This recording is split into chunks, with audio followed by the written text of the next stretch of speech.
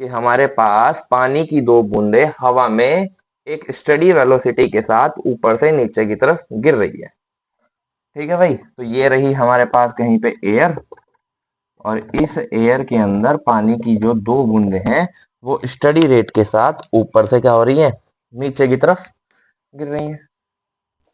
ये हमारे पास मान लो वाटर की दो ड्रॉपलेट्स हैं, ये ऊपर से क्या हो रही है, नीचे की तरफ गिर रही हैं। आगे देखो क्वेश्चन में क्या है, if the drop coalesce what will be the new steady velocity.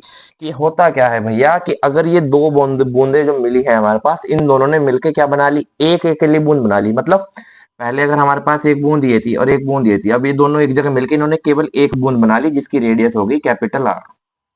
समझ आई बात। अगर इसकी रेडियस स्मॉल r1 है, इसकी रेडियस कितनी है, r2 है।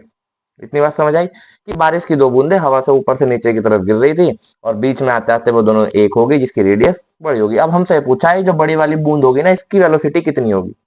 अब तुम देखो, ये हमारे पास एयर है, एयर एक फ्लूइड है, और जब भी कोई बॉडी या स्फेरिकल बॉडी किसी फ्लूइड में नीचे की तरफ गिरती है तो उसकी मैक्सिमम वेलोसिटी को हमने क्या कहा, टर्मिनल वेलोसिटी। और उसका फॉर्मूला क्या होता है कि वीटी बराबर होगा 2r² divide by 9 eta rho minus sigma into g के।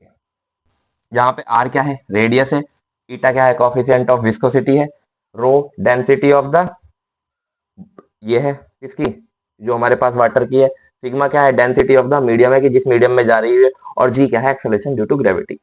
अब खेल क्या आता है हमारे पास इस रेडियस का, कि जब हमारे पास शुरू में छोटी छोटी दो बूंदे थी तो आसान था, इसमें पहले वाली की रेडियस लिख दी, इसमें दूसरे वाली की रेडियस लिख दी, उन्होंने टर्मिनल वेलोसिटी कैलकुलेट कर ली। अब दोनों को मिलकर हमारे पास जो एक बॉल बनी, अब इसकी रेडियस की बात है, तो जो बड़ी वाली बूंद बनी इसका अगर मैं वॉल्यूम लिखने लगूं तो कितना होगा, 4/3 पाई आर क्यूब होगा, जो कि स्पेरिकल है, और इसका वॉल्यूम ये है हमारे पास। और ये किसके बराबर होगा, इसके वॉल्यूम प्लस इसके वॉल्यूम के। तो ये 4/3 पाई आर क्यूब किसके बराबर होने वाला है, 4/3 पाई r1 के क्यूब के और प्लस 4/3 पाई r2 के क्यूब के। इतनी बात समझ आ गई है ना, कि जो इनके छोटे छोटे, इसका टोटल वॉल्यूम जो होगा इन दोनों के वॉल्यूम के सम के बराबर होगा। देखो यहाँ भी 4/3 पाई है, यहाँ भी 4/3 पाई है, यहाँ भी 4/3 पाई, तीनों में से कैंसिल, तो बचा क्या, r का क्यूब बराबर बचा r1 क्यूब के और प्लस r2 क्यूब के। ठीक, अब ये क्या कही थी हमारे पास, दो इक्वल रेडियस की ड्रॉप है, इसका मतलब r1 और r2 क्या है, बराबर है। तो इसकी जगह हम क्या लिख देंगे, r क्यूब बराबर r1 का क्यूब प्लस r1 का क्यूब, या r हटा दो तो r cube plus r cube, क्योंकि ये दोनों क्या है, बराबर है, इक्वल रेडियस की। तो हो कितना गया, r क्यूब बराबर आया हमारे पास 2r क्यूब। r क्यूब की वैल्यू क्या आ गई, 2r क्यूब। अब हमारे पास फॉर्मूले में तो r होता है, तो इस r की वैल्यू केवल क्या बचेगी, देखो इसका क्या हो जाएगी, 2 पे क्यूब रूट लगाएंगे तो क्या आएगी, 2 की पावर 1/3, और r की पावर भी क्या हो जाएगी, 3 पहले से ही है हमारे पास, और इंटू 1/3 होगा, 3 से 3 कैंसिल, तो क्या बचा केवल r। तो हमारे पास r की वैल्यू कितनी आएगी, 2 की पावर 1/3 और r। यानी जो नई वाली हमारे पास वाटर की ड्रॉपलेट बनी या वाटर की ड्रॉप बनी, उसकी रेडियस कितनी है, 2 की पावर 1/3 r। ठीक, चलो आओ आगे। अब नई रेडियस आ गई, बस सीधे से फॉर्मूले में रख दो। तो नई रेडियस हमारे पास क्या आ गई, 2 की पावर 1/3 और r। तो नई वेलोसिटी कितनी हो जाएगी, v' कितना हो जाएगा, 2। r की जगह वैल्यू क्या आ गई, 2 की पावर 1/3 r, और इस पूरे का क्या है, स्क्वायर। उसके बाद रो माइनस सिग्मा इंटू जी और डिवाइड बाई 9 ईटा। ठीक, चलो देखो इस 2 की पावर 1/3 r, यहां देखो इसे सॉल्व करते हैं सबसे पहले हम। तो 2 की पावर 1/3 का जब स्क्वायर करेंगे तो क्या आएगा, 2 की पावर 1/3 और इसका स्क्वायर। तो देखो ये कुछ इस तरीके से नहीं लिखा हुआ कि a की पावर n है और उसकी पावर n, तो जब सॉल्व करते हैं तो क्या आ जाता है, a की पावर mn आ जाएगा। तो 2 की पावर 1/3, तो क्या लिख दिया मैंने, 2 की पावर 1/3 और इंटू 2, तो क्या आ गई पावर, 2 की पावर 2/3 आ गया। जब हमने इसके 2 की पावर 1/3 का स्क्वायर करा तो क्या आया, 2 की पावर 2/3। तो v' कितना आ गया, इसे तो अलग लिख लो, 2 की पावर 2/3। यहाँ क्या आया, r स्क्वायर यहाँ आ गया भैया। उसके पहले क्या था हमारे पास, 2 था, और बाकी सारी चीजें ऐसी रही, rho minus sigma into g divide by 9 eta. ठीक, अब जरा देखना यहाँ आगे हमारे पास ये जो वैल्यू है, अगर 2 को पहले लिख दूं और r को बाद में, इसे मैं ऐसे लिख दूं कि 2r स्क्वायर, तो ये देखना 2r स्क्वायर रो minus sigma into g divide by 9 eta. 2r² रो minus sigma into g divide by 9 η। ये तो पहले वाली टर्मिनल वेलोसिटी के बराबर था, तो बस इतनी वैल्यू की जगह क्या लिख दो, vt। तो नई वेलोसिटी अपने पास क्या आ गई, v डैश टी बराबर आ गया 2⁻²/3 v के। समझ आ गई बात नहीं?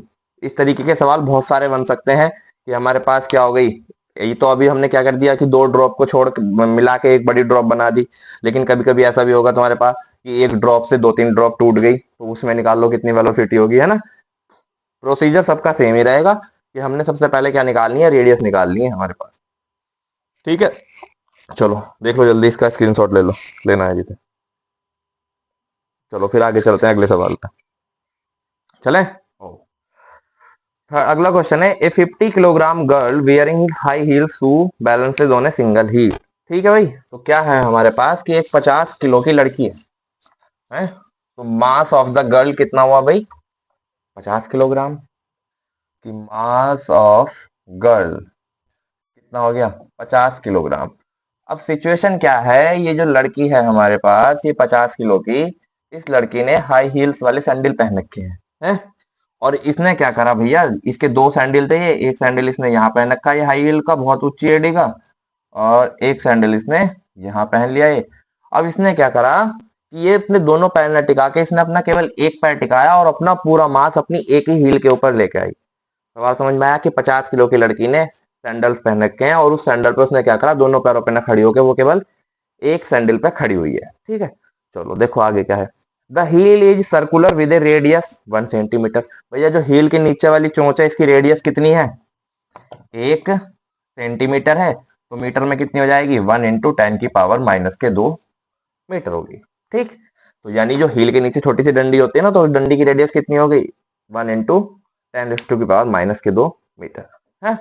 आओ, तो what is the pressure exerted by the heel on the ground. तो सवाल हमसे पूछा गया है कि ये जो इसने हील पहन रखी है, जो इसने सैंडल पहन रखी है, इस सैंडल ने कितना प्रेशर ग्राउंड पे लगाया, ये हमारे पास सवाल है। आसान सा सवाल है ना, देखो हो जाएगा। तो बस हमें पता है प्रेशर बराबर तो फोर्स अपॉन एरिया है, तो मेन बात है बस तुम्हें फोर्स निकालनी कितनी होगी, एरिया तुम πr² से निकाल ही लोगे। है तो फोर्स कितनी लगाएगी, ये लड़की है, इस लड़की का पूरा वेट नीचे की तरफ लगेगा, वो कितना होगा, mg। मास है 50 और जी की वैल्यू हम मान लेते हैं यहाँ कितनी है, 10 है, वैसे 9.8 है ना, तो 10 मान ली। तो बस सीधा लगा दो कि प्रेशर बराबर क्या होगा, प्रेशर बराबर हो गया फोर्स अपॉन एरिया। फोर्स कितनी है, 50 इंटू 10, और एरिया क्या होगा, पाई आर का स्क्वायर, और आर कितना है, 1 इंटू 10⁻⁻2 का स्क्वायर। ठीक है, तो P बराबर कितना आ गया, 50 दाई कितने हो गए, 500। पाई की वैल्यू कितनी आ गई, 22/7, तो 22 यहाँ रहा, 7 आ गया ऊपर, और ये कितना हो जाएगा, 10⁻⁻4। ठीक है, 10⁻⁻4 ऊपर गया तो 10⁻+6 होगी, क्योंकि 2 ये और 4 ये, तो 5 सत्ते 35 गुणा 10⁻6 और डिवाइड बाई 22। ये आ गया अपने पास, 22 से काट लो इसे, 22 बन जा, 22 बचा कितना, 13, 13 में पढ़ा नहीं जाएगा तो डेसिमल लगा के जो बढ़ा लिया, कितना हो गया, 130।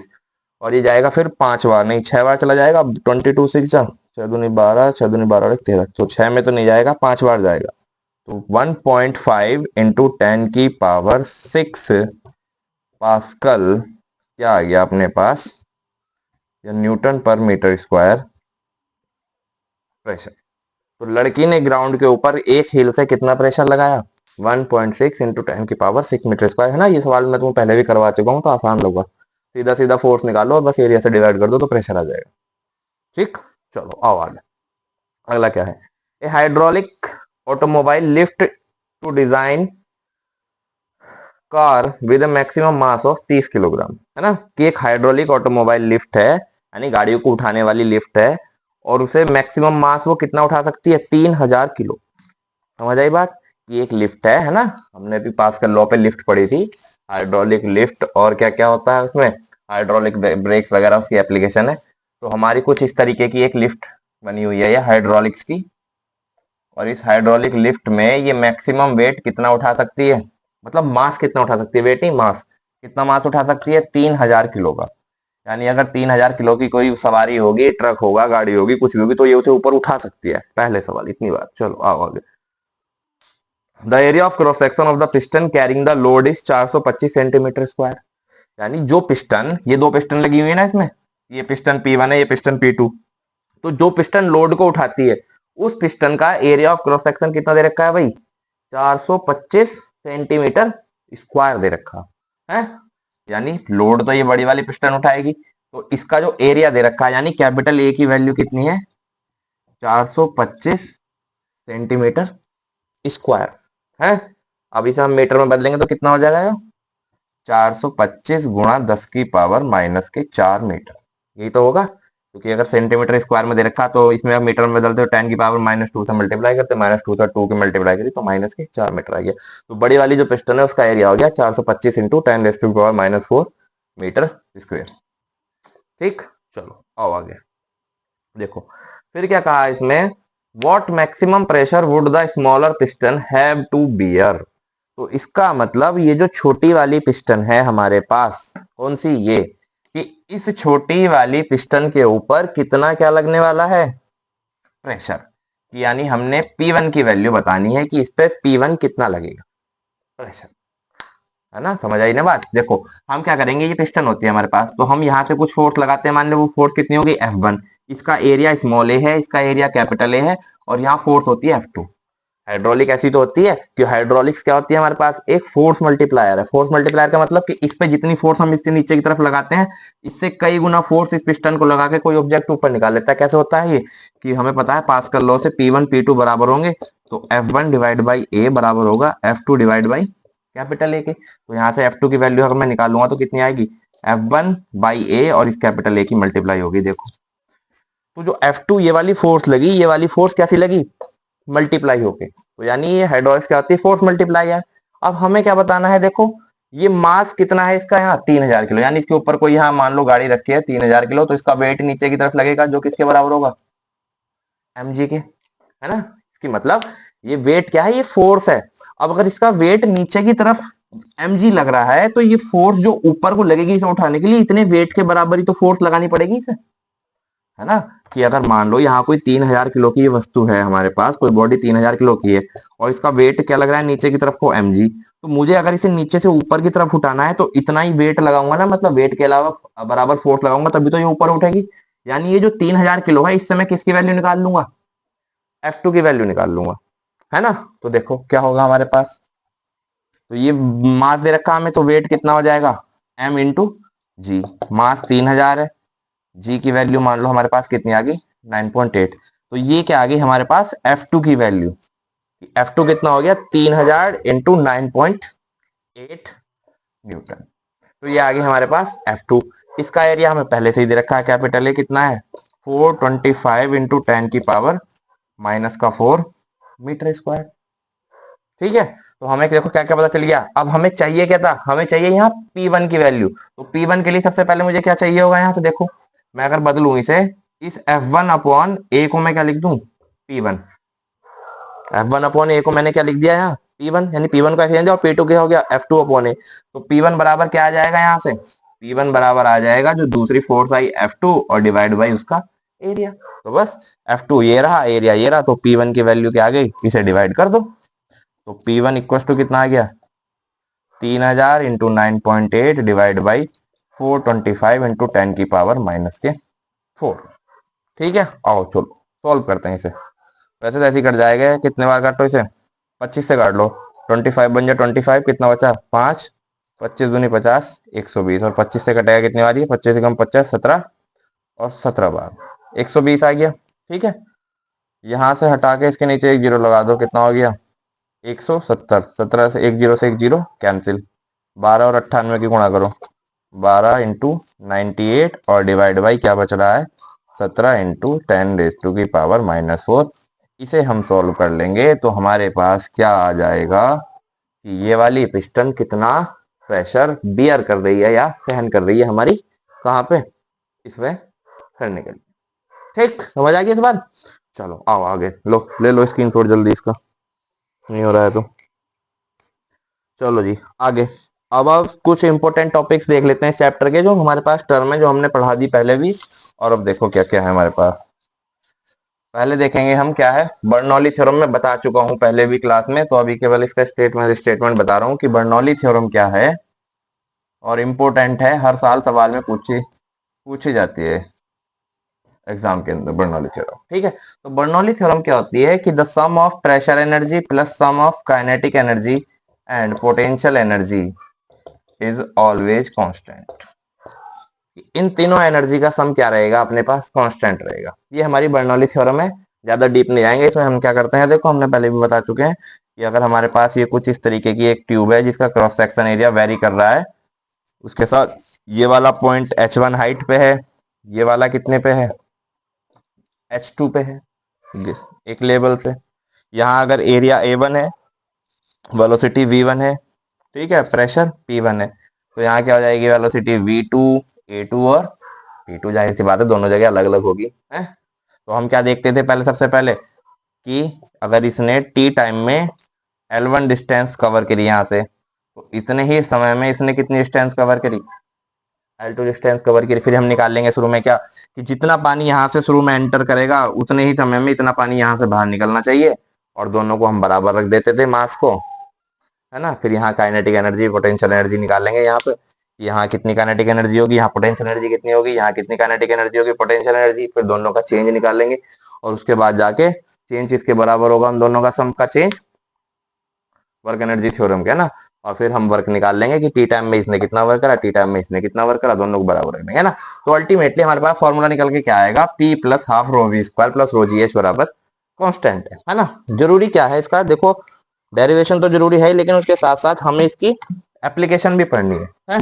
जब हमारे पास ये फॉर्मूला निकल के आया, तो मान लो अगर मेरे पास दो एंड है, ये कांस्टेंट है, इसका मतलब इस वाले एंड पे सारी एनर्जी का सम और इस वाले एंड पे सारी एनर्जी का सम दोनों बराबर होंगे, यानी P1 प्लस हाफ रो V1 का स्क्वायर प्लस रो जी H1 बराबर होगा किसके, P2 plus half rho V2 square plus rho g H2 के, इसके बराबर होगा। और फिर क्या आ गए थे कि अगर ये दोनों एंड सेम हाइट पे होंगे तो H1 और H2 बराबर हो जाएंगे, तो कैंसिल। तो बचता क्या था, P1 प्लस हाफ रो V1 का स्क्वायर बराबर होगा P2 plus half rho V2 के स्क्वायर का, है ना। इसका मतलब P प्लस हाफ रो V स्क्वायर भी क्या है, कांस्टेंट है। ठीक है, कि P प्लस हाफ रो V स्क्वायर भी क्या है हमारे पास, कांस्टेंट है ना। तो देखो अगर ये कांस्टेंट है, तो पहली हम इसकी, अगर हम किसके बारे में पढ़ें, एप्लीकेशन के बारे में। पहली एप्लीकेशन बर्नौली थ्योरम की हम कहाँ इस्तेमाल करते हैं, एरोफॉइल। पढ़ा होगा आप लोगों ने कि एरोफॉइल क्या होता है। तो क्या है भाई, हमारा एरोफॉइल एक स्ट्रक्चर है। एरोफॉइल क्या है, हमारा एक ऐसा स्ट्रक्चर है जिसे इस तरीके से डिजाइन किया जाता है कि जब उसे हॉरिजॉन्टली ग्राउंड पे तेज वेलोसिटी के साथ चलाया जाए, तो उसे नीचे से एक डायनामिक लिफ्ट मिलती है ना। तो तुमने देखा होगा, इसका नाम एरोफॉइल है। देखो इससे तुम समझ भी रहे होगे कि एरोप्लेन के विंग्स ना है कुछ इस तरीके के बने होते हैं। ये जो प्लेन है या जहाज है, उसके विंग्स किस तरीके से डिजाइन है, हमारे कुछ इस तरीके से डिजाइन है। तो इसमें होता क्या है कि मान लो जब हमारे पास, इधर देखो यहाँ बना देता हूँ सही से, कि अगर ये मेरे पास विंग है प्लेन का, है, और यहाँ से क्या आ रही है, जब ये ग्राउंड पे इधर को v वेलोसिटी के साथ मूव कर रहा है इधर की तरफ को, तो होगा क्या, इधर से एयर जो है इस तरीके से जाएगी, यहाँ स्ट्रीमलाइन फ्लो हो रहा है एयर का, इसके ऊपर से विंग से ऐसे जाएगी ना एयर, है। और नीचे क्या होगी हमारे पास, कुछ इस तरीके से एयर यहाँ से निकल जाएगी।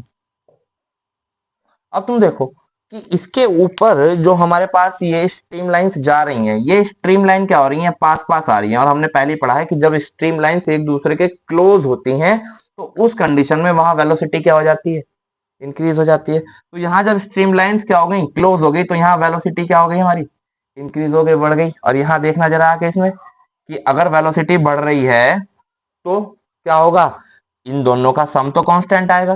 तो अगर वेलोसिटी बढ़ रही है तो प्रेशर को उसी रेशियो में कम होना पड़ेगा ना, तभी तो दो चीजें कांस्टेंट आएंगी। इसे तुम ऐसे देखो कि अगर प्रेशर 2 है और काइनेटिक एनर्जी 4 है, तो ये कितना हो गया, 6 हो गया दोनों का सम। तो यहाँ वेलोसिटी बढ़ेगी तो काइनेटिक एनर्जी बढ़ी, तो काइनेटिक एनर्जी मान लो बढ़ के कितनी हो गई, 6 हो गई। अब टोटल चलो बढ़ के कितनी हो गई, 5 हो गई हमारे पास। अब टोटल तो हमें कितना लाना है, 6। ये तो बदलेगा नहीं क्योंकि ये क्या है हमारे पास, कांस्टेंट। तो इसका मतलब प्रेशर को तो कम होना पड़ेगा, तभी तो देखो, तो प्रेशर 2 से 1 हो गया, लेकिन वेलोसिटी 4 से 5। तो वेलोसिटी बढ़ी तो प्रेशर क्या हुआ, डिक्रीज हुआ किसे, इसको कांस्टेंट रखने के लिए, ठीक है। तो इसे कांस्टेंट रखने के लिए प्रेशर क्या हो गया, डिक्रीज। तो देखो यहां जब हमारे पास ऊपर एक स्ट्रीमलाइन फ्लो से एयर के वेलोसिटी बढ़ी, तो वेलोसिटी बढ़ी तो विंग्स के ऊपर का जो प्रेशर है, जो विंग्स के ऊपर प्रेशर हो गया यहाँ, वो क्या हो गया, कम हो गया। और यहाँ देखो यहाँ स्ट्रीमलाइन लगभग क्या कर रही है, ऐसे ही मूव कर रही है, तो यहाँ वेलोसिटी क्या है, नॉर्मल है। तो इसका मतलब प्रेशर भी हमारा क्या है, एटमॉस्फेरिक है। तो यहाँ प्रेशर कम है और यहाँ प्रेशर ज्यादा है, और कोई भी चीज हाई कंसंट्रेशन से लो कंसंट्रेशन की तरफ मूव करती है। तो जब प्लेन रनवे पे दौड़ता है, तो रनवे पे दौड़ने के कारण प्लेन के विंग्स के ऊपर तो एयर की हाई वेलोसिटी के साथ प्रेशर कम हो जाता है और नीचे प्रेशर बना रहता है सेम। तो उस कारण से प्लेन को एक डायनामिक लिफ्ट मिलता है, जिसके कारण प्लेन क्या है, हवा में उड़ जाता है। तो ये हमारी क्या थी, एक बर्नौली थ्योरम की एप्लीकेशन थी, पहली एरोफॉइल। समझ आ गई बात। चलो, तो इसके अलावा इस चैप्टर में हमने और क्या पढ़ सकते हैं, पास्कल लॉ मैंने तुम्हें बता दिया, पास्कल लॉ पढ़ना है ना।